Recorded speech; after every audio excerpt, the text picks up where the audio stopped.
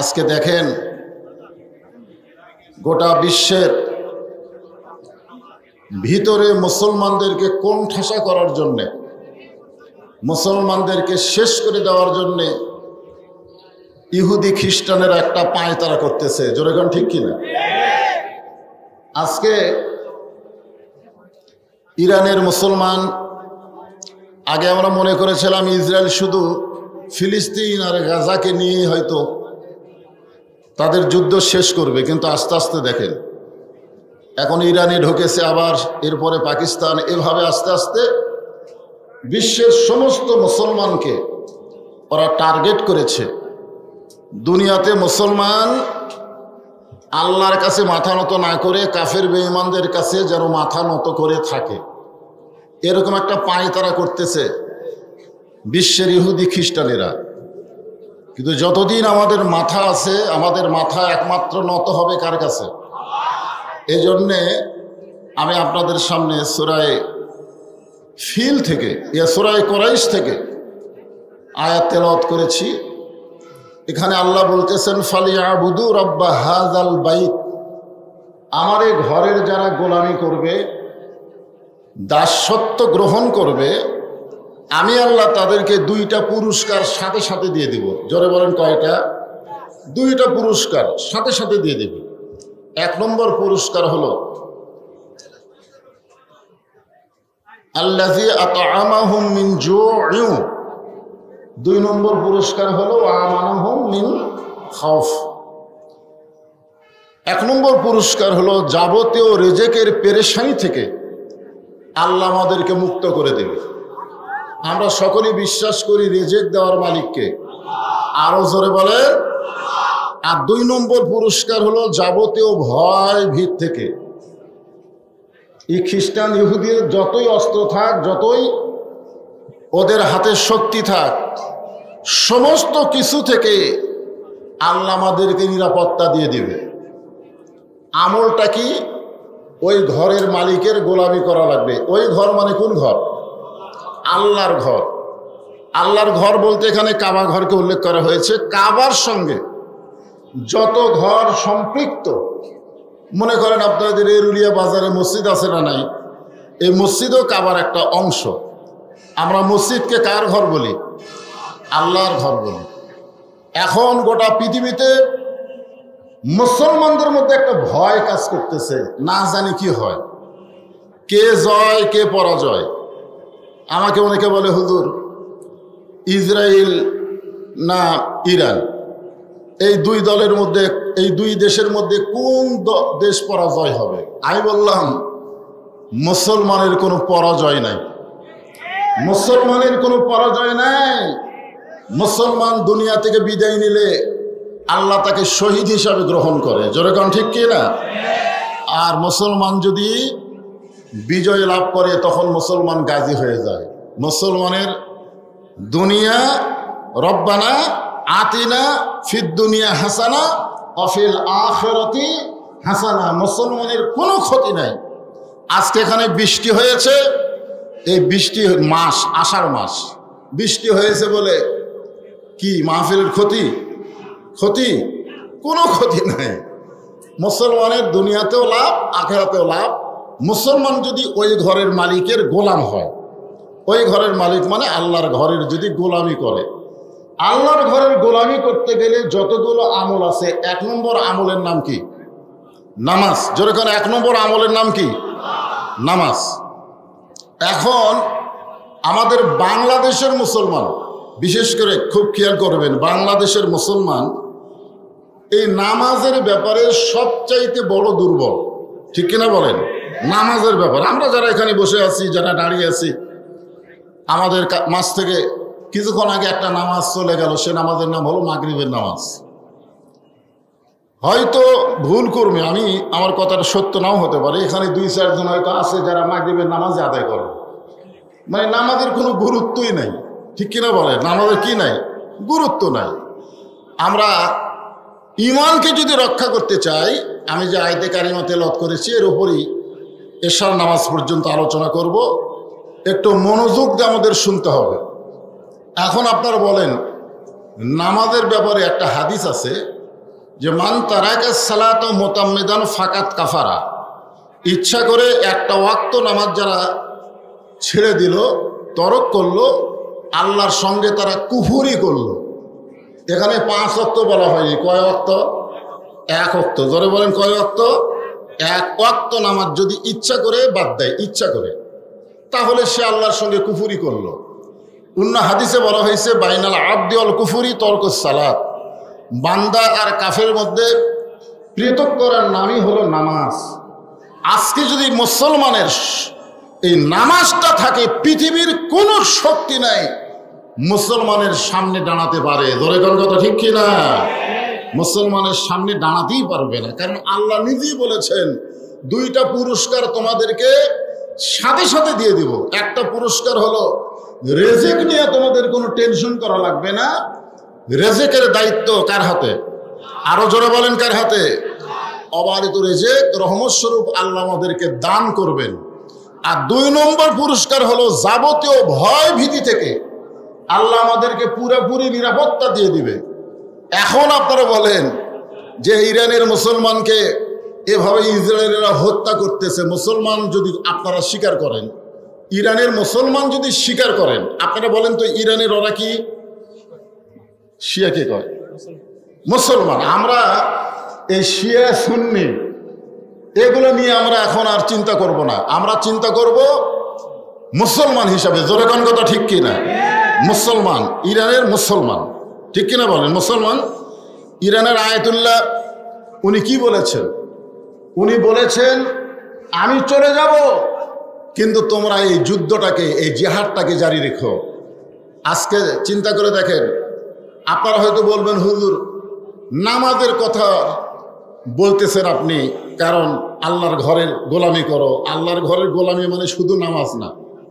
আল্লাহ কোরআনে বলেন ইয়া আইয়ুহাল্লাযীনা আমানুস্তাঈনু বিস-সাবরি ওয়াস-সালাহ ইন্নাল্লাহা মা'আস-সাবিরিন। যারা আমাকে বিশ্বাস স্থাপন করেছ, তোমরা যদি আল্লাহর কাছে কিছু পাবার চাও, তাহলে 2টা জিনিসের বিনিময়ে সেটা পাইতে হবে, চাইতে হবে। একটা হলো ধৈর্য, আর একটা হলো নামাজ। আপনারা বলেন তো, এই যে ধৈর্য আর নামাজ, এর পাশাপাশি আল্লাহ যে কোরআনের আয়াত দিলেন, দেখেন পাশাপাশি আল্লাহ বলতেছেন ওয়ালা তাকুলু লিমান ইউকতালু ফি সাবিলিল্লাহি আমওয়াতুন বাল আহয়াউ ওয়ালাকিন লা তাশউরুন। আপনারা বলেন তো, প্রথম আয়াতে আল্লাহ কি বললেন? আল্লাহর কাছে যদি কিছু পাবার চাও, তাহলে ধৈর্য আর নামাজের মাধ্যমে চাও। পরের আয়াতে আল্লাহ কেন বললেন আল্লাহ রাস্তায় যাদেরকে হত্যা করা হয় তাদেরকে তোমরা মৃত্যু বলো না, আমি আল্লাহ বলতেছি তারা জীবিত। জোরে বলেন সুবহানাল্লাহ। আচ্ছা, নামাজের আয়াতের সাথে সাথেই এখানে হত্যার কথা আল্লাহ কেন বললেন? যে আমার রাস্তায় যাদেরকে হত্যা করা হয় তাদেরকে তোমরা মৃত্যু বলো না। নামাজের পরে আসবে রোজার কথা, নামাজের পরে আসবে হজের কথা, নামাজের পরে আসবে জাকাতের কথা, কিন্তু এখানে আল্লাহ রোজা, হজ, জাকাত বাদ দিয়ে সরাসরি হত্যার কথা কেন বললেন? যে তোমাদেরকে যারা হত্যা করবে তোমরা কখনোই মনে করবে না যে তারা মৃত্যুবরণ করেছে, বরং আমি আল্লাহ বলতেছি তারা জীবিত। ওয়ালাকিন লা তাশউরুন। তোমাদের সাধারণ জ্ঞান এটা বুঝবার পারবে না। আজকে বিশ্বাস করেন, যদি প্রথম সূরা কুরাইশের যে আল্লাহর ঘরের যদি গোলাম আমরা করি, গোলামি মানে এখানে শুধু নামাজ না, আল্লাহর ঘরের গোলামি করার অর্থ হলো ফাদখুলি ফি ইবাদি ওয়াদখুলি জান্নাতি। কেউ যদি আল্লাহর গোলামি করে, আল্লাহর দাস হয়ে যায়, আল্লাহ তাকে জান্নাত দিয়ে দেয়। জোরে কোন সুবহানাল্লাহ। এখানে গোলামি মানে অনেকে আমরা মনে করি নামাজ পড়া, অনেকেই মনে করি রোজা করা, হজ করা, জাকাত দেওয়া, অথচ বুখারী শরীফের হাদিসে আল্লাহ রাসূল বললেন মা আহাদান ইয়াদখুলুল জান্নাতা ইউহিব্বু আন ইয়ারজি ইলা দুনিয়া ওয়া লাহু মা আলাল আরদি মিন শাইইন ইল্লা শাহীদুন ইয়াতামান্না আন ইয়ারজি ইলা দুনিয়া ফায়ুক্তাল আশারা মাররাতান লিমা ইয়ারা মিনাল কারামাতি রাওয়াহুল বুখারী কিতাবুল মাগাজি। জোরে কোন আল্লাহু আকবার। আল্লাহ তাআলা বলতেছেন এর রাসূলের জবান দিয়ে যে দুনিয়াতে আল্লাহ রাস্তায় শহীদ হওয়ার পরে এই শাহাদত ভাগ্যবান ব্যক্তিদেরকে আল্লাহ তাআলা জান্নাতুল ফেরদাউস দান করবেন। জোরে কোন সুবহানাল্লাহ। কিন্তু জান্নাতুল ফেরদাউসে যাওয়ার পরে ইউহিব্বু ইয়ারজি ইলা দুনিয়া, তারা দুনিয়াতে আসার জন্য ছটফট করবে। আচ্ছা চিন্তা করে দেখেন, জান্নাতে তখন জান্নাত, জান্নাতুল ফেরদাউস পাওয়ার পরেও তারা দুনিয়াতে আসার জন্য ছটফট করবে। আপনারা বলেন তো, জান্নাতে যাওয়ার পরে কেউ আবার দুনিয়াতে আসবার চাবে? তা আল্লাহ রাসূল কেন বলতেছেন ইউহিব্বু ইয়ারজি ইলা দুনিয়া ওয়ালাহু মানাল আরদু ইল্লা শাহীন ইল্লা শাহীদ। এই দুনিয়াতে আসার একমাত্র কারণ কি? আল্লাহ জিজ্ঞাসা করবেন, রে বান্দারা, আমি আল্লাহ খুশি হয়ে তোমাদেরকে জান্নাত দিয়ে দিলাম, শহীদ যারা হবে তাদেরকে আল্লাহ কোনো হিসাব নেবে না, তাদেরকে বিনা হিসাব আল্লাহ জান্নাত দিয়ে দিবে। ধরে গান সুবহানাল্লাহ। তো জান্নাত দেওয়ার পরেও তোমরা দুনিয়াতে কেন আবার যাওয়ার জন্য ছটফট করতেছো? তখন জান্নাতি বান্দারা বলবে, ফায়াত্তালা, জান্নাতি বান্দারা বলবেন, লিমা ইয়ারা মিনাল কারামাতি, প্রথম শহীদ হওয়ার সময় শাহাদতের যে মর্যাদা আমরা পাইছি, আল্লাহ তোমার জান্নাতের মধ্যে সেই শান্তি আমরা পাচ্ছি না। ফায়াত্তাল আশার আমার রতন, কম করে হলো আমরা 10 বার বাতিলের বিরুদ্ধে যুদ্ধ করে শহীদ হব, এরপরে আমরা জান্নাতে আসব। তার মানে বোঝা গেল ইসরায়েলের ইহুদি ফিলিস্তিন মুসলমানকে হত্যা করেছে বলে তারা মৃত্যুবরণ করে নাই, বরং তারা জান্নাতে গেছে। আর জান্নাতে যাওয়ার পরে তারা বুঝবার পারতেছে দুনিয়াতে সমস্ত মৃত্যুর চাইতে আল্লাহ রাস্তায় জীবন দেওয়াই হলো সবচাইতে উত্তম মৃত্যু। ধরে সুবহানাল্লাহ। এই জন্য খুব খেয়াল করবেন যে আল্লাহর ঘরের যারা গোলামি করবে আল্লাহ তাদেরকে 2টা পুরস্কার দিবেন। আল্লাহর ঘরের গোলামি করা মানে শুধু নামাজ নয়। আজকে যেই নামাজ আমরা আদায় করতেছি, এই নামাজ আমাদেরকে কি শিক্ষা দিল? আল্লাহ কোরআনে বলেছেন, ইন্নাস সালাতা তানহা আনিল ফাহশাই ওয়াল মুনকার, একমাত্র নামাজই পারে মুসলমানকে যাবতীয় খারাপি থেকে, যাবতীয় ফায়সা থেকে হেফাজত করতে। আমরা জানি ফ্যাসিস্ট সরকারের হাসিনা শুধু 5 ওয়াক্ত নামাজ নয়, তাহাজ্জুদের নামাজও পড়তো। জোরে গান ঠিক কি না? 5 ওয়াক্ত নামাজ তো পড়তো, আবার তাহাজ্জুদের নামাজ পড়তো। শামীম ওসমান 5 ওয়াক্ত নামাজ পড়তো, সংসদে তিনি ডিক্লার দিয়েছেন 5 ওয়াক্ত নামাজ, এবং তাহাজ্জুদের পড়তে পড়তে 70-80 রাকাত নামাজও পড়তো। এরপরেও তারা ফায়সা অন্যায় কাজ করত। তার মানে বোঝা গেল বর্তমানে বাংলাদেশে যেই নামাজ চলতেছে, এই নামাজ আল্লাহর ঘরের গোলামি নয়। নামাজ আদায় করতে গেলে নামাজকে বাংলার জমিনে কায়েম করা লাগবে। জোরে কোন কথা ঠিক কি না? একটা হলো নামাজ পড়া, একটা হলো নামাজ কায়েম করা। নামাজ পড়া আর নামাজ কায়েম 2টা এক না। এখানে আল্লাহ যেটা বলতেছেন যে ইন্নাস সালাতা তানহা আনিল ফাহশাই ওয়াল মুনকার, একমাত্র নামাজই পারে মানুষকে যাবতীয় ফায়সা খারাপি থেকে, বেহুদা কাজ থেকে হেফাজত করতে। এটা নামাজ পড়ার কথা বলে নাই, এখানে নামাজ কায়েমের কথা বলা হয়েছে। আপনি দেখেন কোরআনের প্রথমেই আপনারা দেখবেন যালিকাল কিতাবুল লা রাইবা ফিহি হুদাল লিল মুত্তাকিন, এই আয়াতটা মানে এই কোরআনের মধ্যে কি কোনো সন্দেহ আছে? কোনো সন্দেহ নাই। এরপরে আল্লাহ কি বলতেছেন? আল্লাযীনা ইউমিনুনা বিল গায়বি ওয়া ইউকিমুনাস সালাত, আল্লাহর প্রতি, অদৃশ্যের প্রতি যারা ঈমান গ্রহণ করেছে তাদের 1 নম্বর কাজ হলো নামাজ কায়েম করা। জোরে কোন কি করা? সবাই কথা বলা লাগবে। 1 নম্বর কি? নামাজ পড়া না কায়েম করা? কায়েম করা। আপনারা বলেন তো, আল্লাহ যে নবীকে নামাজ দিলেন, লাইলাতুল মেরাজে নবীকে নামাজ দিলেন, এই নামাজটা কোন সময় দিছেন? আসনে কবুল করেছেন সম্মানিত অতিথিবৃন্দ যিনারা রয়েছেন, সকলকে অন্তরের অন্তঃস্থল থেকে আমি শুভেচ্ছা জ্ঞাপন করছি। আজকের এই মাহফিলে সম্মানিত ওলামায়ে হযরত, যতগুলো আলেমদের নাম আজকের বিজ্ঞাপনে রয়েছে, বিশেষ করে গোটা বাংলাদেশ আলোড়ন সৃষ্টিকারী মুফতি আমির হামজা সহ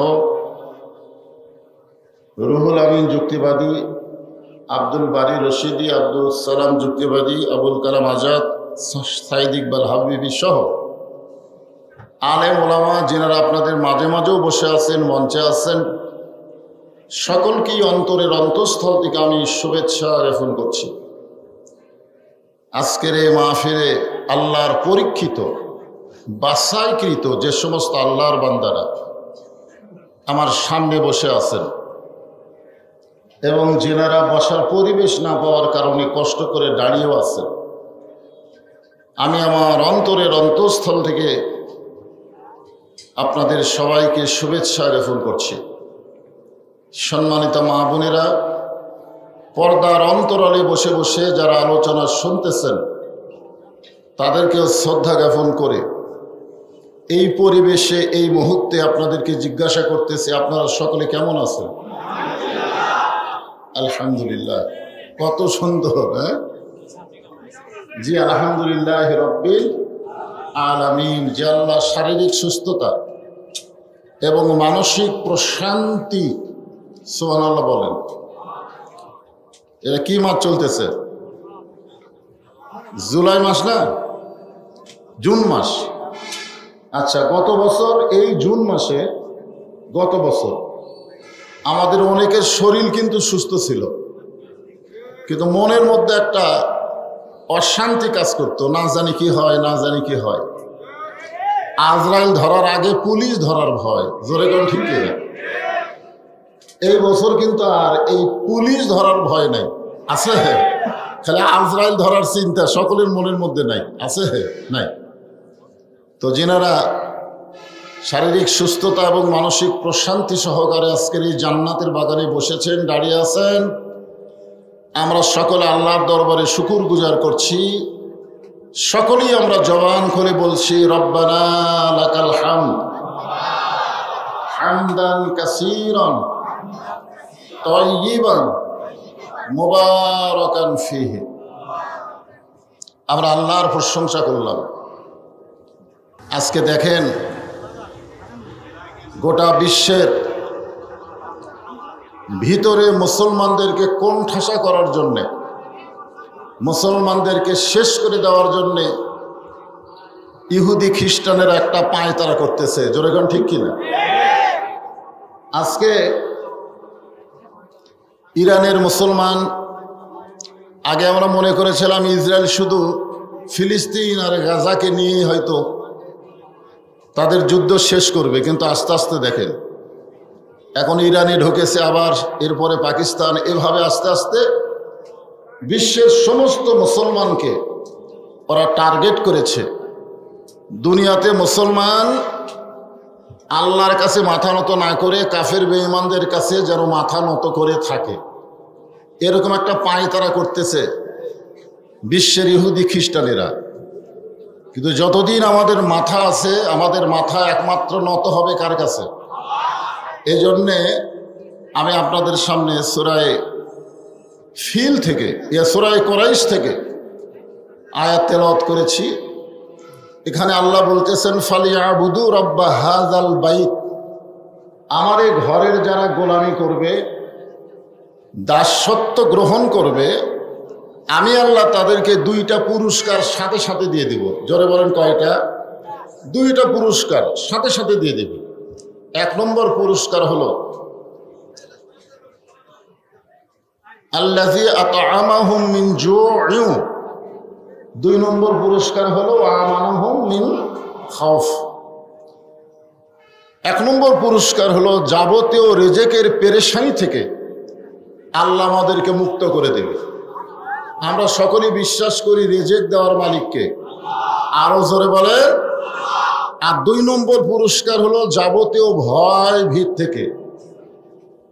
এই খ্রিস্টান ইহুদির যতই অস্ত্র থাক, যতই ওদের হাতে শক্তি থাক, সমস্ত কিছু থেকে আল্লাহ আমাদেরকে নিরাপত্তা দিয়ে দিবে। আমলটা কি? ওই ঘরের মালিকের গোলামি করা লাগবে। ওই ঘর মানে কোন ঘর? আল্লাহর ঘর। আল্লাহর ঘর বলতে এখানে কাবা ঘরকে উল্লেখ করা হয়েছে। কাবার সঙ্গে যত ঘর সম্পৃক্ত, মনে করেন আপনাদের এরুলিয়া বাজারে মসজিদ আছে না নাই, এই মসজিদও কাবার একটা অংশ।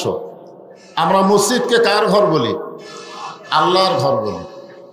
এখন গোটা পৃথিবীতে মুসলমানদের মধ্যে একটা ভয় কাজ করতেছে, না জানি কি হয়, কে জয় কে পরাজয়।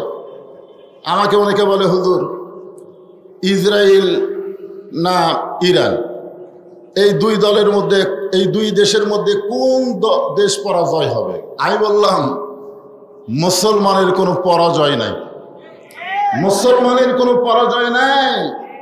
মুসলমান দুনিয়া থেকে বিদায় নিলে আল্লাহ তাকে শহীদ হিসাবে গ্রহণ করে, জোরে কোন ঠিক কি না? আর মুসলমান যদি বিজয় লাভ করে তখন মুসলমান গাজী হয়ে যায়। মুসলমানের দুনিয়া রব্বানা আতিনা ফিদ দুনিয়া হাসানা অফিল আখিরাতি হাসানা, মুসলমানের কোনো ক্ষতি নাই। আজকে এখানে বৃষ্টি হয়েছে, এই বৃষ্টি মাস আষাঢ় মাস বৃষ্টি হয়েছে বলে কি মাহফিলের ক্ষতি? ক্ষতি কোনো ক্ষতি নাই। মুসলমানের দুনিয়াতেও লাভ, আখিরাতেও লাভ। মুসলমান যদি ওই ঘরের মালিকের গোলাম হয়, ওই ঘরের মালিক মানে আল্লাহর ঘরের যদি গোলামি করে, আল্লাহর ঘরের গোলামি করতে গেলে যতগুলো আমল আছে, 1 নম্বর আমলের নাম কি? নামাজ। জোরে করে 1 নম্বর আমলের নাম কি? নামাজ। এখন আমাদের বাংলাদেশের মুসলমান, বিশেষ করে খুব খেয়াল করবেন, বাংলাদেশের মুসলমান এই নামাজের ব্যাপারে সবচাইতে বড় দুর্বল, ঠিক কিনা বলেন? নামাজের ব্যাপারে আমরা যারা এখানে বসে আছি, যারা দাঁড়িয়ে আছি, আমাদের মাঝ থেকে কিছুক্ষণ আগে একটা নামাজ চলে গেল, সে নামাজের নাম হলো মাগরিবের নামাজ। হয়তো ভুল করবে, আমি আমার কথাটা সত্য নাও হতে পারে, এখানে 2-4 জন হয়তো আছে যারা মাগরিবের নামাজ আদায় করে, মানে নামাজের কোনো গুরুত্বই নাই, ঠিক কিনা বলে? নামাজের কি নাই? গুরুত্ব নাই। আমরা ইমানকে যদি রক্ষা করতে চাই, আমি যে আয়াতে কারিমা তেলাওয়াত করেছি এর উপরই এশার নামাজ পর্যন্ত আলোচনা করব, একটু মনোযোগ দিয়ে আমাদের শুনতে হবে। এখন আপনারা বলেন, নামাজের ব্যাপারে একটা হাদিস আছে যে মান তারাকা সালাত মুতাম্মিদান ফাকাত কাফারা, ইচ্ছা করে একটা ওয়াক্ত নামাজ যারা ছেড়ে দিল, তরক করলো, আল্লাহর সঙ্গে তারা কুফরি করলো। এখানে 5 ওয়াক্ত বলা হয়নি, কয় ওয়াক্ত? 1 ওয়াক্ত। জোরে বলেন, কয় ওয়াক্ত? 1 ওয়াক্ত নামাজ যদি ইচ্ছা করে বাদ দেয়, ইচ্ছা করে, তাহলে সে আল্লাহর সঙ্গে কুফরি করলো। অন্য হাদিসে বলা হয়েছে বাইনাল আবদি ওয়াল কুফরি তরকুস সালাত, বান্দা আর কাফের মধ্যে পৃথক করার নামই হলো নামাজ। আজকে যদি মুসলমানের এই নামাজটা থাকে, পৃথিবীর কোনো শক্তি নাই মুসলমানের সামনে দাঁড়াতে পারে। ধরে কোন কথা ঠিক কি না? মুসলমানের সামনে দাঁড়াতেই পারবে না, কারণ আল্লাহ নিজেই বলেছেন 2টা পুরস্কার তোমাদেরকে সাথে সাথে দিয়ে দিব। একটা পুরস্কার হলো রেজেক নিয়ে তোমাদের কোনো টেনশন করা লাগবে না, রেজেকের দায়িত্ব কার হাতে? আরো জোরে বলেন, কার হাতে? অবারিত রেজেক রহমত স্বরূপ আল্লাহ আমাদেরকে দান করবেন। আর 2 নম্বর পুরস্কার হলো যাবতীয় ভয় ভীতি থেকে আল্লাহ আমাদেরকে পুরোপুরি নিরাপত্তা দিয়ে দিবে। এখন আপনারা বলেন যে ইরানের মুসলমানকে এভাবে ইসরায়েলেরা হত্যা করতেছে, মুসলমান যদি আপনারা স্বীকার করেন, ইরানের মুসলমান যদি স্বীকার করেন, আপনারা বলেন তো ইরানের ওরা কি? শিয়া কে কয়? মুসলমান। আমরা এই শিয়া সুন্নি এগুলো নিয়ে আমরা এখন আর চিন্তা করব না, আমরা চিন্তা করব মুসলমান হিসাবে। জোরে কোন কথা ঠিক কিনা? মুসলমান, ইরানের মুসলমান, ঠিক কিনা বলেন? মুসলমান। ইরানের আয়াতুল্লাহ উনি কি বলেছেন? উনি বলেছেন আমি চলে যাব, কিন্তু তোমরা এই যুদ্ধটাকে, এই জিহাদটাকে জারি রেখো। আজকে চিন্তা করে দেখেন, আপনারা হয়তো বলবেন হুজুর নামাজের কথা বলতেছেন আপনি, কারণ আল্লাহর ঘরের গোলামি করো। আল্লাহর ঘরের গোলামি মানে শুধু নামাজ না। আল্লাহ কোরআনে বলেন ইয়া আইয়ুহাল্লাযীনা আমানুস্তাঈনু বিস-সাবরি ওয়াস-সালাহ ইন্নাল্লাহা মা'আস-সাবিরিন। যারা আমাকে বিশ্বাস স্থাপন করেছ, তোমরা যদি আল্লাহর কাছে কিছু পাবার চাও তাহলে দুইটা জিনিসের বিনিময়ে সেটা পাইতে হবে, চাইতে হবে। একটা হলো ধৈর্য, আর একটা হলো নামাজ। আপনারা বলেন তো, এই যে ধৈর্য আর নামাজ, এর পাশাপাশি আল্লাহ যে কোরআনের আয়াত দিলেন, দেখেন পাশাপাশি আল্লাহ বলতেছেন, ওয়ালা তাকুলু লিমান ইউকতালু ফি সাবিলিল্লাহি আমওয়াতুন বাল আহয়াউ ওয়ালাকিন লা তাশউরুন।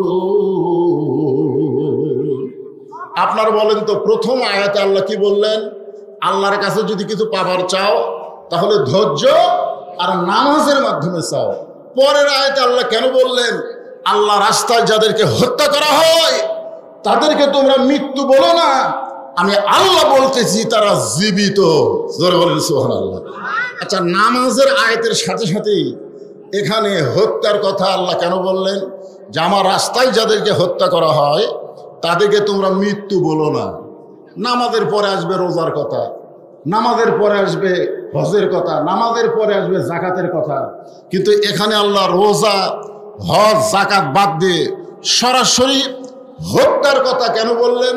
যে তোমাদেরকে যারা হত্যা করবে তোমরা কখনোই মনে করবে না যে তারা মৃত্যুবরণ করেছে, বরং আমি আল্লাহ বলতেছি তারা জীবিত। ওয়ালাকিন লা তাশউরুন। তোমাদের সাধারণ জ্ঞান এটা বুঝবার পারবে না। আজকে বিশ্বাস করেন, যদি প্রথম সূরা কুরাইশের যে আল্লাহর ঘরের যদি গোলাম আমরা করি, গোলামি মানে এখানে শুধু নামাজ না, আল্লাহর ঘরের গোলামি করার অর্থ হলো ফাদখুলি ফি ইবাদি ওয়াদখুলি জান্নাতি। কেউ যদি আল্লাহর গোলামি করে, আল্লাহর দাস হয়ে যায়, আল্লাহ তাকে জান্নাত দিয়ে দেয়। জোরে কোন সুবহানাল্লাহ। এখানে গোলামি মানে অনেকে আমরা মনে করি নামাজ পড়া, অনেকেই মনে করি রোজা করা, হজ করা, জাকাত দেওয়া, অথচ বুখারী শরীফের হাদিসে আল্লাহ রাসূল বললেন, মা আহাদান ইয়াদখুলুল জান্নাতা ইউহিব্বু আন ইয়ারজি ইলা দুনিয়া ওয়া লাহু মা আলাল আরদি মিন শাইইন ইল্লা শাহীদুন ইয়াতামান্না আন ইয়ারজি ইলা দুনিয়া ফায়ুক্তাল আশারা মাররাতান লিমা ইয়ারা মিনাল কারামাতি। রাওয়াহুল বুখারী কিতাবুল মাগাজি। জোরে কোন আল্লাহু আকবার।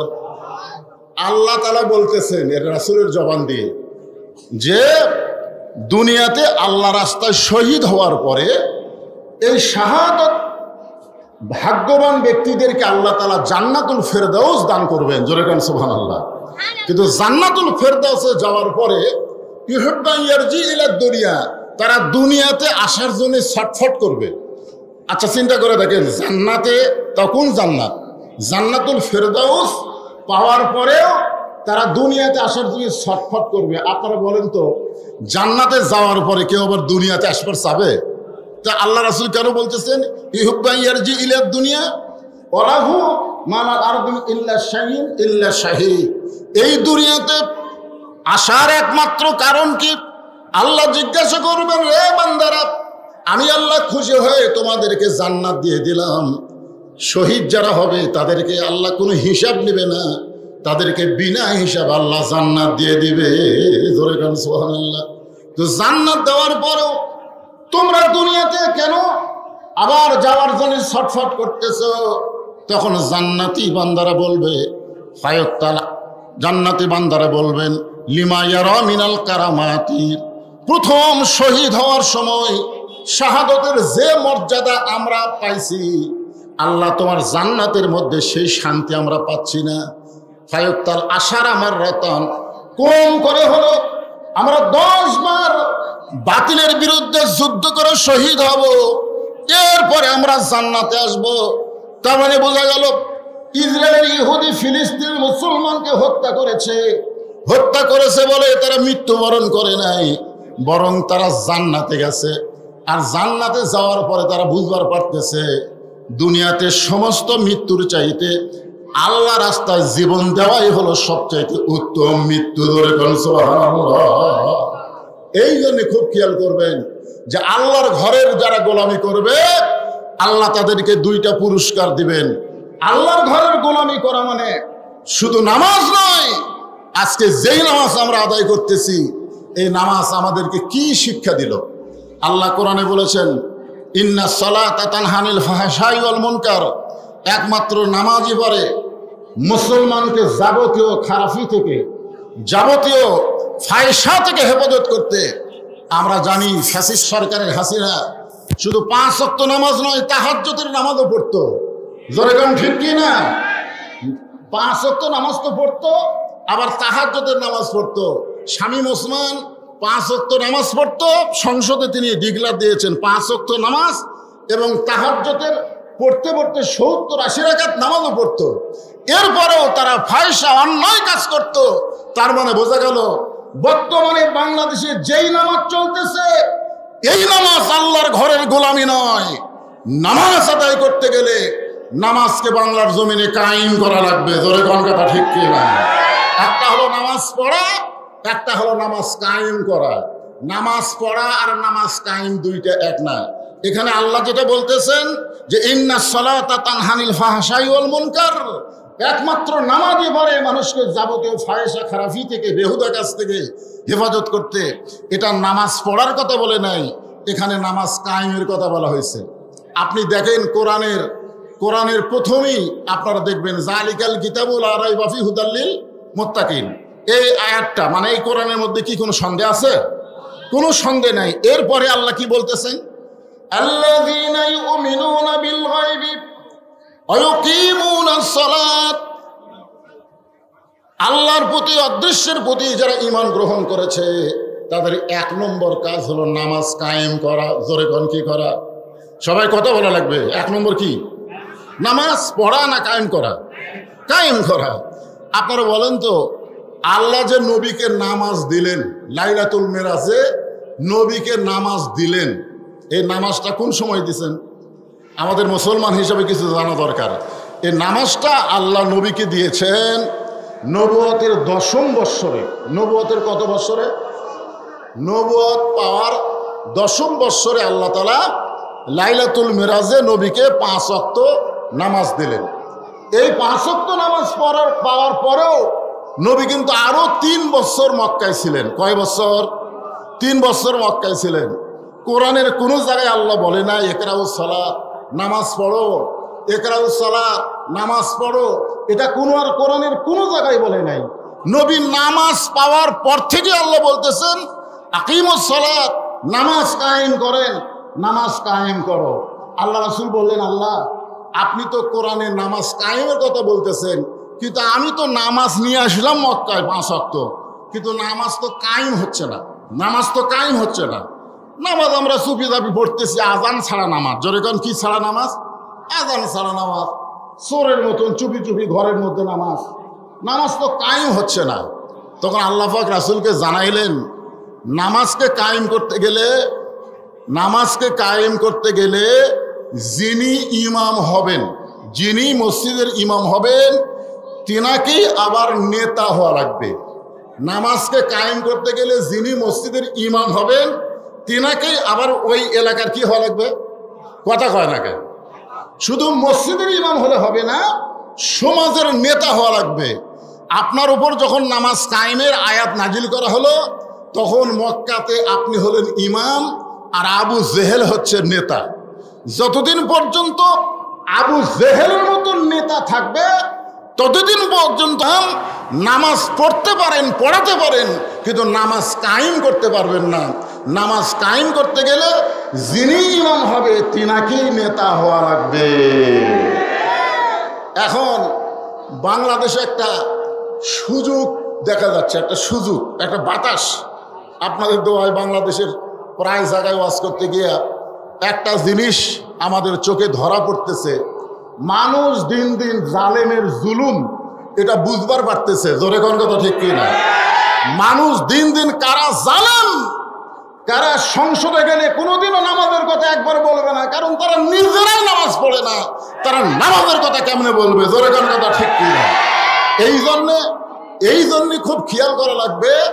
আমরা যদি ফালিয়াবুদু রাব্বা হাযাল বাইত, ওই আল্লাহর ঘরের গোলাম হতে চাই, আর আল্লাহর 2টা নিয়ামত যদি দুনিয়াতেই পেতে চাই, তাহলে আমাদেরকে নামাজ পড়ার মধ্যে শুধু থাকলে হবে না, নামাজ কায়েমের আইন, নামাজ কায়েমের বিধান বাংলার জমিনে পাশ করার চেষ্টা করা লাগবে। জোরে কারো কথা ঠিক কি না? এই জন্যে আপনাদের একটা কথা এটা বলতেছে, আভাস দিয়ে যাচ্ছি, আমরা তো অনেক কিছুই দেখলাম, ঠিক কিনা বলেন? আমরা কি কম দেখলাম?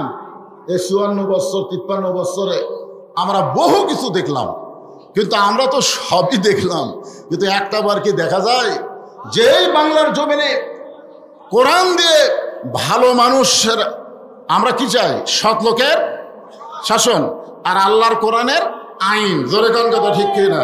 তাহলে এ কথা কি বলা যায় সব দেখা হলো শেষ, আগামীতে দেখবো আল্লাহর কোরআনের বাংলাদেশ?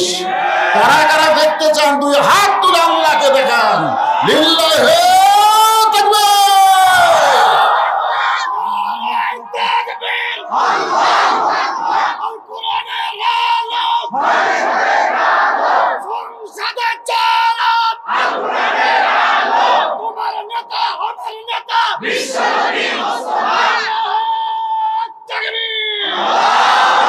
মাশাআল্লাহ।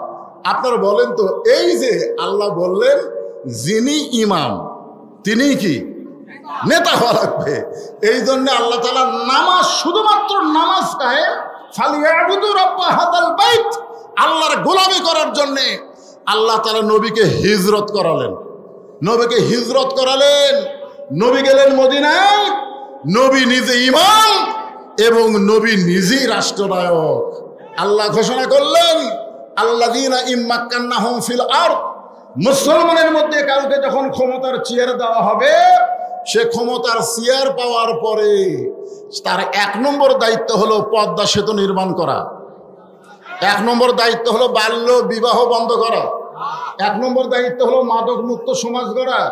এগুলো সবই দায়িত্ব হতে পারে, কিন্তু 1 নম্বর কাজ হচ্ছে নামাজ কায়েমের বিল পাশ করা। ধরে কার কথা ঠিক কিনা?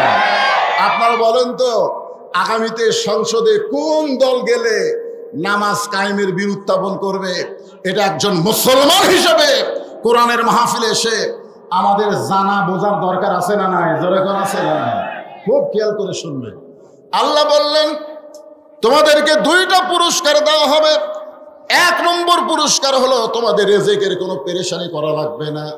আল্লাহর যদি গোলামি হয়, আমাদের রিজিকের মালিককে, আরো জোরে বলেন, রিজিকের মালিককে। দুনিয়ার কেউ কোনো কিছুই করতে পারে না, সব কিছুই আমার আল্লাহ করবেন। একজন আমাকে বলতে যে হুজুর, আল্লাহ ইচ্ছা করলে ইসরায়েলকে ধ্বংস করতে পারে। আব্রাহা বাদশা কাবা ঘর ধ্বংস করতেই ছিল, আল্লাহ হস্তি বাহিনী দিয়া আব্রাহা বাহিনীকে আল্লাহ ধ্বংস করে দিছে। কিন্তু এখন বাইতুল মুকাদ্দাসকে ইহুদির নাপাক বাচ্চারা দখল করবার চায়, এইভাবে মুসলমানদেরকে হত্যা করতেছে। আল্লাহ আব্রাহাকে যদি ধ্বংস করতে পারে আবাবিল পাখি দিয়া, তাহলে আল্লাহ কেন পারতেছে না এই ইসরায়েলকে ধ্বংস করতে? আপনারা বলেন তো, যখন কাবাঘর আব্রাহা বাদশা ধ্বংস করবার আছিল, তখন মক্কাতে কোনো মুসলমান ছিল? এ কথা কন, কোনো মুসলমান ছিল? কোনো মুসলমান ছিল না বলি আল্লাহ দেখলো যে আবাবিল পাখি ছাড়া একটার ধ্বংস করা যায় না, কারণ মুসলমানই নেই, ইমানদারি নেই। কিন্তু এখন বলেন তো, যদি বাইতুল মুকাদ্দাস বাইতুল্লাহ ওরা ধ্বংস করবার চায়, এখনকার আবাবিলের দরকার আছে? এখন গোটা পৃথিবীতে 200 কোটির উপরে হচ্ছে মুসলমান, 200 কোটির উপরে হচ্ছে মুসলমান। আর সেদিন এক পেপারে দেখলাম, এ সর্বসাকুল্যে পৃথিবীর সব জায়গায়, আমাদের বাংলাদেশেও ইহুদি আছে, সমস্ত বিশ্বের ইহুদি একত্র করলে হিসাব করে 1 কোটি হয়নি। ইহুদিরা সর্ব মিলে কয় কোটি হয়নি? 1 কোটি হয়নি। তাহলে 200 কোটি মুসলমান যদি পেশাব করে দেয়, 1 কোটি ইহুদি তো পেশাবের কারণে ভাষা দেওয়া দরকার। ধরে কথা হচ্ছে না? যেরকম বিএনপির এক দুদু বলছিল যে পেশাব দিয়ে ভাষা দিবি, ধরে কথা ঠিক না? এই কথা বলার পরে যা টলের শিকার আছে, যে এত বছর ম্যাডামের দরজায় এতগুলো বালুর ট্রাক ছিল, তোমার পেশাব তখন কোথায় ছিল? চিন্তা করে দেখেন। আমি সে কথা বলতেছি না যে পেশাব দিয়ে ইসরায়েলের ইহুদিদেরকে আমরা ভাষায় দিব। আমরা ইহুদিদেরকে, খ্রিস্টানদেরকে আল্লাহর কোরআনের আইন এবং সত্যকের শাসন এবং আল্লাহর কুদরতি পাওয়ার আমাদের দরকার। ধরে কথা ঠিক কি না? ইমানের পাওয়ারের কাছে অ্যাটম বোমা, হাইড্রোজেন বোমার খাওয়া নাই। যার প্রমাণ হলো আমাদের জাতির পিতা হযরত ইব্রাহিম। বৃষ্টি কি পড়তেছে? আচ্ছা, হালকা হালকা পড়ুক। আজকে আপনাদের জন্য একটা আয়াত বলি, ওয়াজ করতেছি, যেটা এই লাইনে ওয়াজ থাকবে, অসুবিধা নাই। আল্লাহ বলতেছেন ওয়াবতাগু ইলাইহি ওয়াসিলা, তোমরা ওসিলা অন্বেষণ করো। ওসিলা মানে কি? ওসিলা মানে মাধ্যম। এখানে ওসিলা মানে আল্লাহর কোরআন, আল্লাহ রাসূল বোঝানো হয়েছে। কিন্তু আজকে এই মিডিয়ার ভাইরা, এই তোমরা ইয়ে করে দিয়ে সরে যাও, এমনি বিরক্ত করো না। এই শোনেন, আজকের ওসিলা যদি আল্লাহ এটা করে, এটা যদি করে যে তোমরা জীবনে বহু পাপ করছো, ঠিক আছে, কিন্তু আজকে কোরআনের আলোচনা শুনতে গিয়া যাদের শরীরে বৃষ্টির পানি পড়বে, যাদের শরীরে বৃষ্টির পানি পড়বে, ওই দেহের জন্য আমি আল্লাহ জাহান্নামের আগুন ওসিলা হিসাবে হারাম করে দিলাম। যদি আল্লাহ একটা সুযোগ দেয়, জীবনে তো দুনিয়ার কাজ করতে বহু ভিজলেন, ভিজেননি? কেউ কি কোন ভিজেন নেই? আল্লাহ যদি বলে আজকে যাদের শরীরে বৃষ্টির পানি পড়বে, ওই শরীরে বৃষ্টির পানি হচ্ছে সারিবাদী সালসা, এক বছরে 2 বছরে তার কোনো ওষুধ খাওয়া লাগবে না। ওই পানিটাই হলো অনুনাজ্জিলু মিনাল কোরআনি মা হুয়া শিফাউ ওয়া রাহমাতুল লিল মুমিনিন। আল্লাহু আকবার। কোরআনের মাহফিলে এসেছেন, এই কোরআনকে আল্লাহ যাবতীয় রোগের ঔষধ হিসাবে ঘোষণা করছে। তাই যদি একটু বৃষ্টির পানি পড়ে, আপনারা আনসান করবেন না, বিরক্ত হবেন না। আর মানুষ যখন ধৈর্যশীল হয়, ইন্নাল্লাহা মা'আস সাবিরিন, ধৈর্যশীলদের সঙ্গে কে থাকে? তো বৃষ্টির পানি আসার পরও আপনারা যখন মাহফিল ছাড়বেন না, তখন আপনাদের সাথে কে আছে? আপনারাও ভিজবেন, আল্লাহও ভিজবে। না না, কি মনে করতেছেন? এটা কি আমার কথা না আল্লাহর কথা? নিশ্চয় আল্লাহ ধৈর্যশীলদের সঙ্গে, ইন্নাল্লাহা মা মানে কি? সাথে আছে। নিশ্চয় আল্লাহ ধৈর্যশীলদের সাথে আছে। তাহলে বৃষ্টির পানি পড়লো, আমরা ধৈর্য নিয়ে দাঁড়ায় থাকলাম, বসে থাকলাম, লড়লাম না। আল্লাহ কয় তাহলে তো আমিও ভিজে যাচ্ছি, তার দরকার নাই, বৃষ্টি বন্ধ করে দিই। তোর কথা ঠিক কি? ইনশাল্লাহ আপনাদের ধৈর্য দেখে বৃষ্টি বন্ধ হবে। আমি তো আপনাদের দেশীয় বক্তা।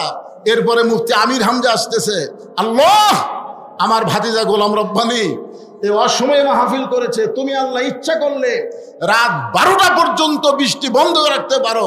মানুষ কষ্ট হলে দাঁড়িয়ে থেকে ওয়াজ শুনবে, কিন্তু অবারিত বৃষ্টি পড়লে মানুষের ভিতরে সে সবল ঈমান আমাদের নাই। জোরে কার কথা ঠিক কি না? আমি যেটা বলতে চাচ্ছি, ওয়া আমানাহুম মিন খাউফ, যাবতীয় ভয় থেকে আল্লাহ পুরোপুরি নিরাপত্তা দিয়ে দিবে। আপনারা বলেন তো, অ্যাটমের জোর বেশি না ইমানের জোর বেশি? আপনারা বলেন তো, অ্যাটম বোমা, হাইড্রোজেন বোমা, আমেরিকা যে পারমাণবিক বোমা তৈরি করছে, আপনার বলেন তো এই বোমার কি নিজস্ব কোনো শক্তি আছে? ওই বোমার মধ্যে শক্তি কার? এ কথাটা বিশ্বাস করা লাগবে। ইসসাব্বিহু লাহু মা ফিস সামাওয়াতি ওয়াল আরদ, আসমান এবং জমিনের মধ্যে যত কিছু আছে সব কিছু তাসবিহ আদায় করে কার? আরো ধরে বলেন। যখন ফেরেশতা জিবরাইল এসে আমাদের জাতির পিতা হযরত ইব্রাহিমকে বললেন, ইব্রাহিম চড়কের উপরে বসে আছো, আল্লাহর জিকির করতেছো, আল্লাহর জিকির করতেছো, একটাবার নিচের দিকে তাকায় দেখো, একটাবার নিচের দিকে তাকায় দেখো, নমরুদ যে আগুন জ্বলাইছে, শুধু এক ইব্রাহিম নয়, 1 লক্ষ ইব্রাহিম যদি আগুনের মধ্যে ফেলে দেওয়া হয়, পুড়ে ছাই হয়ে যাবে। মানে ইব্রাহিমকে মারার জন্য বিশাল আগুনের চুলা। হযরত ইব্রাহিম বললেন, জিবরাইল আমি এখন পর্যন্ত একটা বারের জন্য নমরুদের চুলার দিকে তাকাইনি, কারণ আমার ভিতরের ঈমান আমাকে বলে দিচ্ছে হাসবি আল্লাহু নিমাল ওয়াকিল ওয়া নিমাল মাওলা ওয়া নিমান নাসির। আমার ভিতরের ঈমান আমাকে বলে দিচ্ছে নমরুদ আগুন জ্বলাবার পারে, কিন্তু পুড়ানোর ক্ষমতা নমরুদের হাতে নাই। পুড়ানোর ক্ষমতা কার হাতে? আরো জোরে বলেন।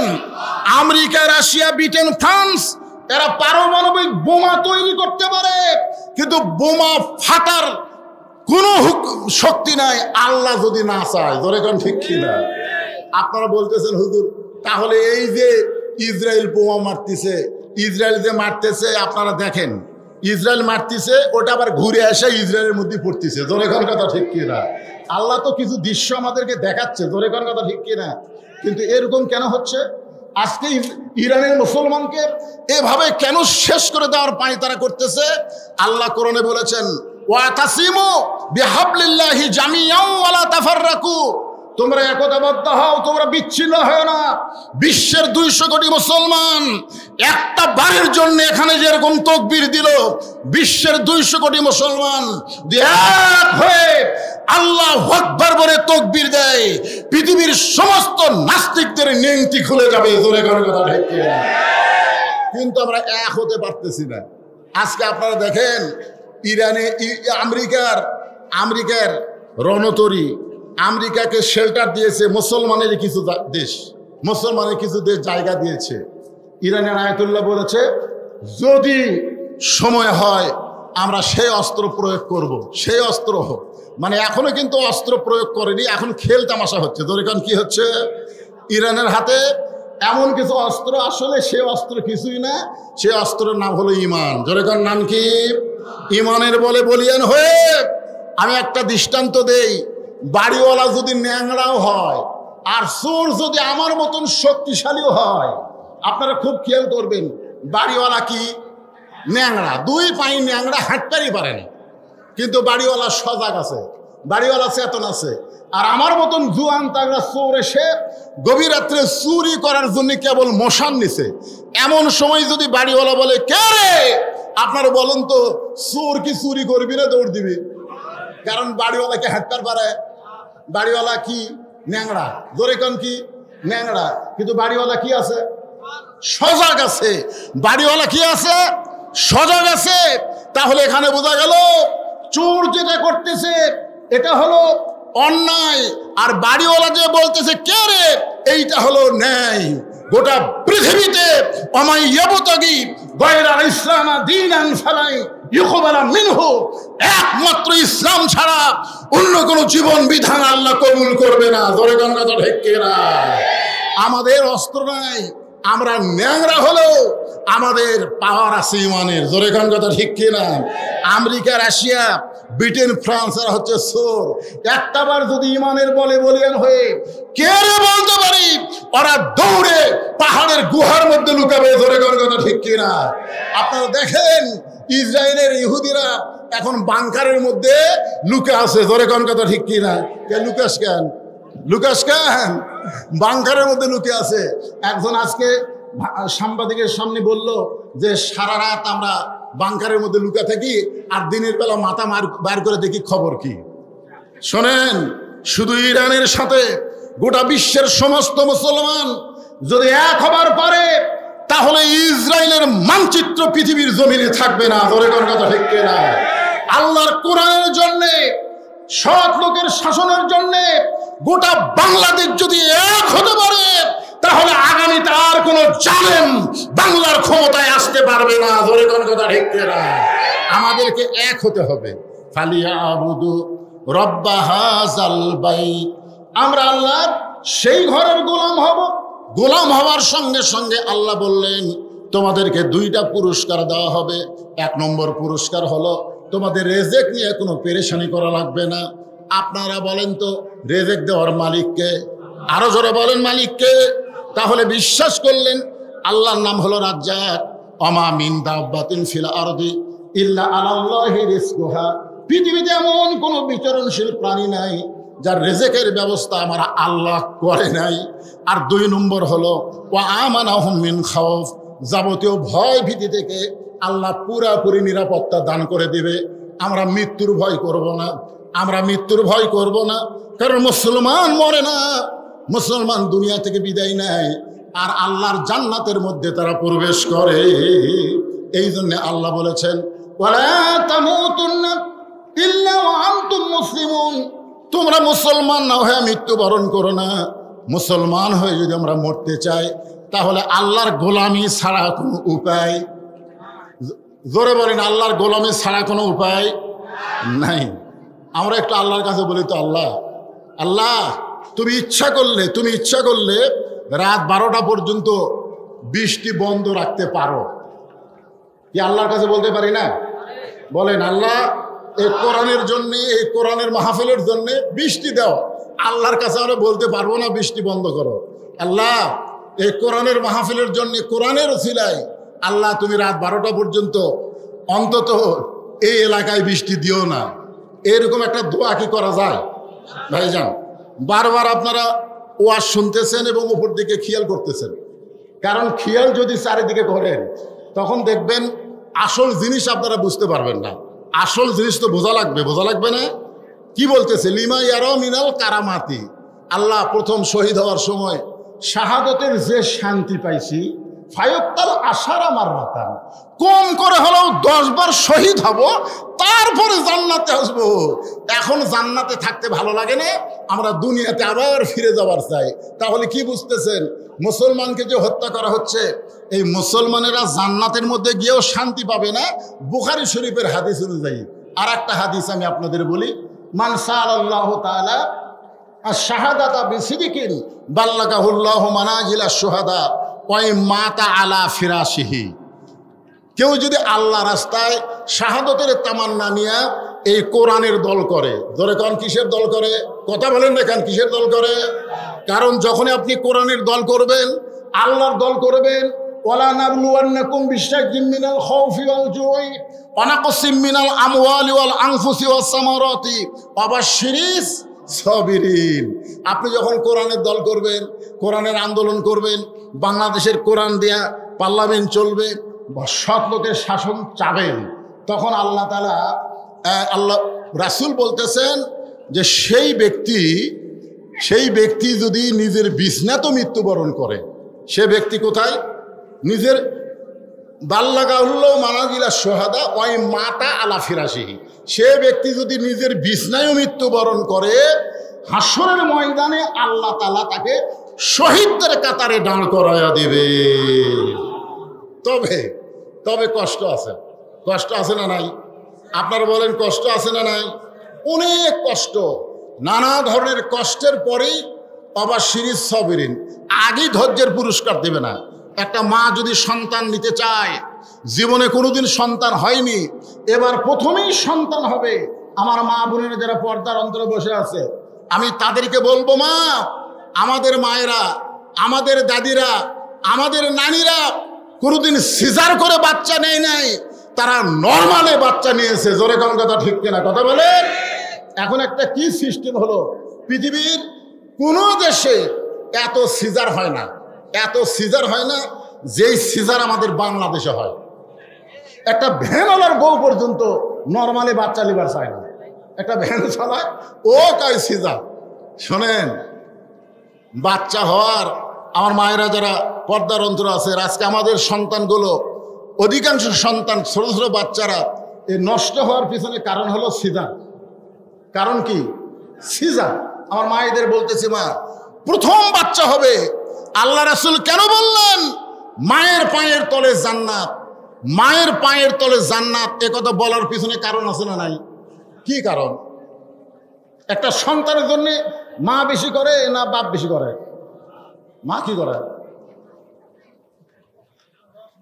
খালি 10 মাস 10 দিন পেটের মধ্যে থসে, বার হওয়ার পর থেকেই বাপের দায়িত্ব। জোরে কথা কর না কেন ভাই?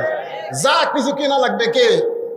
এই সন্তানকে লেখাপড়ার জন্য চিন্তা কে করে? বাপ করে না মা করে? লেখাপড়া টাকা পয়সা যত খরচ সব কে করে? বাপ করে।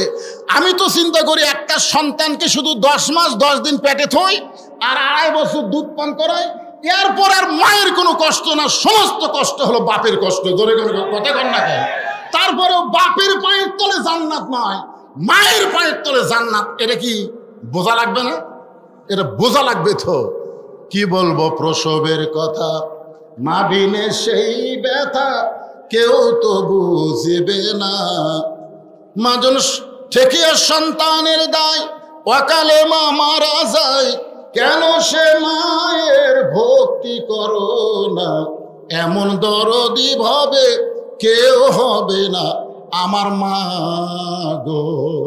প্রসবের একটা ব্যথা আছে, কোনোদিন সেই ব্যথা বুঝতে পারে নাই। এবার প্রথম বাচ্চা হবে, কোনোদিন বাচ্চা হয় নাই, প্রথম বাচ্চা হবে। এই প্রসবের ব্যথা যখন শুরু হয়ে গেল, মায়ের পায়ের তলে সন্তানের জান্নাত। মাকে একটু বোঝা দরকার, জোরে কোন কথা ঠিক কি নাই? কিন্তু মা পায়ের তলে সন্তানের জান্নাত এইটা না বুঝ হইয়া চিল্লি শুরু করে দিছে। প্রসবের ব্যথা যেই শুরু হয়েছে, মা চিল্লায় বলতেছে, জীবন দেব, বিষ খাবো, গলার দড়ি দিব, এই কষ্ট সহ্য করবার পারি না, এই জীবন আর আমি রাখবো না। এমন সময় দাদি নানি দৌড়ে আসে। দাদি নানি দৌড়ে এসে বলে, তুই কি পাগলি হয়েছিস নাকি? তুই এরকম চিল্লি কেন করতেছিস? তুই একটু ধৈর্য ধর। ইন্নাল্লাহ মা'আস সাবিরিন, ধৈর্যশীলদের সঙ্গে কি আছে? জোরে কোন কি আছে? দাদি নানি ধাক্কায় ধাক্কায় ঘরের মধ্যে নিয়ে যায়, বিছনায় শোয়া দেয়া, ঠান্ডা পানির মধ্যে নরম কাপড় চুবড়ায়া মায়ের কপালের উপরে দেয়, আর বলে ধৈর্য ধর। আর ধাইমাকে বলে, আস্তে আস্তে বিসমিল্লাহ কয়ে সন্তানকে টেনে টেনে বের করো। বাজান গো, সন্তান টেনে টেনে বের করতেছে, আর মা আর কলিজা টেনে ধরতেছে। মা কষ্টে চিৎকার দিবার চায়, দাদি নানি কপালে চুমা দিয়ে বলতেছে, চিৎকার দিস না, রাস্তার ধারে বাড়ি, রাস্তা দিয়ে মানুষ যাওয়া আসা করতেছে, তোর চিৎকার শুনলে রাস্তার মানুষ বলবে এই মেয়েটা কেমন রে। বাচ্চা হওয়ার সময় গোটা পাড়া চিৎকার করেছে, জানাইছে ধৈর্য ধর, ধৈর্য ধর, ধৈর্য ধর। এমন কথা কানে কানে কয়, কপালে চুমা খায়, আর ঠান্ডা পানি কপালের উপরে দিয়ে বলে ধৈর্য ধর। মা ধৈর্য ধারণ করেছে। এদিকে দাদি নানি ইশারা তাই মাকে বলে, টান দে, সন্তানকে টান দে। এক সময় সন্তান জোরে টান মারছে, সন্তান বের হয়ে গেল, কিন্তু মা কষ্টে বেহুশ হয়ে গেছে। মার আর হুঁশ নাই, মার কোনো হুঁশ নাই। চিন্তা করে দেখেন, কত কষ্ট করে মা 10 মাস 10 দিন পেটে রাখলো, সেই সন্তান দুনিয়াতে আসলো। আসার পরে সন্তান প্রথম যে কান্না, ওই প্রথম কান্না কিন্তু ম্যা ম্যা মা মা বলে কান্নাকারি করেছে। সন্তানকে গোসল করানোর পরে ওই সন্তানকে গোসল করায়া যখন মায়ের বুকের উপরে দেয়, মা কিন্তু সন্তানের দেহের পরশে মা হুঁশটা ফিরে পায়। মা হুঁশ ফিরে পাওয়ার সঙ্গে সঙ্গে সন্তানকে আলগা করে হাতে নিয়ে মুখের কাছে নিয়ে এসে চুমা খাবার চায়। মুখে চুমা খায়, বুকে চুমা খায়। দাদি নানি তিরস্কার করে বলে, এক লাত্তি দিয়ে ফেলা দে, এ তোরে কষ্ট দিয়ে দুনিয়া চাইছে, এই কষ্টের যন্ত্রণায় বিষ খাবার চাইলি, গলার দড়ি দিবার চাইলি, কত কিছু না তুই চিৎকার করে বললি, একে আদর না করে একে ফাইলা দে। তখন মা মুচকি মুচকি হাসের বলে, দাদি গো, ও নানি, কষ্টের পরে এমন শান্তি, এমন সুখ আমি কখনো বুঝতে পারি নাই। এই সন্তানকে বুকে নেওয়ার সঙ্গে সঙ্গে, এই সন্তান আমার বুকে আসার সাথে সাথে আমার প্রসব ব্যথার যত কষ্ট সব আমি ভুলে গিয়েছি। আজকে মতিউর রহমান নিজামীকে ফাঁসি দেওয়া হয়েছে, আজকে মুজাহিদকে ফাঁসি দেওয়া হয়েছে, আজকে কামরুজ্জামানকে ফাঁসি দেওয়া হয়েছে, আজকে আল্লাহর কোরআনের পাখিকে অন্যায়ভাবে জেলখানা থেকে বের করে বাজানগো হাসপাতালে হত্যা করা হয়েছে। এই কোরআনের আন্দোলন করতে গিয়ে প্রসব বেদনার মতন কত ব্যথা বাংলাদেশের কোরআনের কর্মীরা পাইছে। তারা ঘরে থাকতে পারে নাই, তারা সব সময় বাইরে থাকছে। এত ব্যথার পরে, এত কষ্টের পরে মা সন্তানকে বুকে পাইলে যেমন সন্তানের ব্যথা ভুলে যায়, আমরাও যখন বাংলার জমিনে আল্লাহর কোরআনের সমাজ পাবো, এই নূরে মদিনা মাদ্রাসার জন্যে আপনাদের কাছে কিছু চাওয়ার দরকার পড়বে না। কারণ কোরআন যখন পার্লামেন্টে যাবে, আল্লাহ রাসূল বলেছেন, খায়রুকুম মান তাআল্লামাল কোরআন, ওই ব্যক্তি হলো সবচাইতে সম্মানী, সবচাইতে জ্ঞানী, যে আল্লাহর কোরআন শিখেছে এবং অপরকে কোরআনের শিক্ষা দেয়। এখন আপনারা বলেন, আমাদের অনেক কষ্ট, এই যে 17 বছর ধরে আমরা কোরআনের জনগণ পাইছি, কোরআনের পক্ষের মানুষ পাইছি, যদি কোরআন সংসদে একবার যায়, তাহলে মা যেমন সন্তান বুকে পাইয়া প্রসব ব্যথা ভুলে যায়, আমরা সব ব্যথা ভুলে যাব। ধরে বলেন ঠিক কিনা? তাহলে আল্লাহর কোরআন আগামী সংসদে আমরা কারা কারা দেখতে চাই? আর একবার 2 হাত তুলে আমার আল্লাহকে দেখায়, লিল্লাহ আকবার। সবাই বলেন আল্লাহুম্মা আমিন। আল কোরআনের আলো। 2-1 জনে যে ঘরে ঘরে কোন কেন?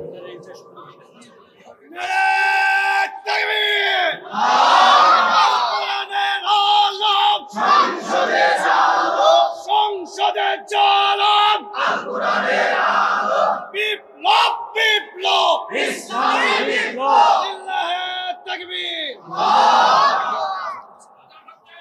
আজান হচ্ছে, আমার কথাও শেষ।